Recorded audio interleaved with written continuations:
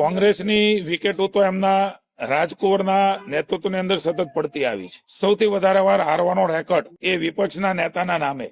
હરેક વખતે મોદી સાહેબને હરાવવા, હરેક વખતે ભારતીય જનતા પાર્ટીને હરાવવા અલગ અલગ રાજ્યોમાં જઈ રહ્યા છે. એવી જ રીતે ચૂંટણીઓ આવી રહી છે ત્યારે એક બાજુ દયા પણ આવે ને એક બાજુ હસવાનું પણ આવે. જે લોકો હંમેશા ભારતીય જનતા પાર્ટીને હરાવવા નીકળ્યા હોય એટલું જ નહીં, સૌથી મોટી જવાબદારીઓ નિભાવી હોય એમના પક્ષની, કે કોઈ પ્રમુખ રહ્યા હશે, કોઈ પદાધિકારી રહ્યા હશે, કોઈ વિપક્ષના નેતા રહ્યા હશે, કોઈ ઉપનેતા રહ્યા હશે, કોઈ અત્યારે અલગ અલગ જવાબદારીમાં હશે, એ બધા જ લોકોને પુનઃ એકવાર હારવા માટે ભારતીય જનતા પાર્ટીની સામે અલગ અલગ કમિટીઓ, અરે ભાઈ કમિટીઓ બનાવવાની આવશ્યકતા નથી. ભારતીય જનતા પાર્ટીએ જે પ્રકારે રાજ્યની જનતા માટે કામ કર્યા, આમાં કોઈ અમારો અહંકાર નથી, પણ કોંગ્રેસના કાળા કામો, એના કરતૂતો, એમના શાસનના કરતૂતો આજે પણ જનતા ભૂલી નથી. એના મન એ લોકો, એ મત છે અને અમારા મન એ માણસ છે. અમે લોકોને માણસ તરીકે જોઈએ છે.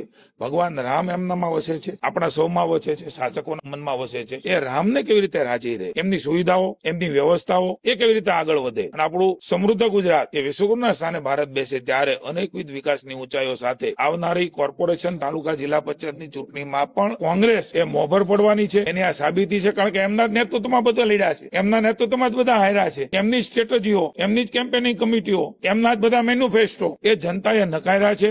હજી પણ આવનારા સમયની અંદર જનતા નકારવાની છે. એ કોઈ આવે, કોઈ જાય, કોઈ રહે, કઈ ન રહે, કારણ કે કોંગ્રેસ એ ખોખલી થઈ ગઈ છે.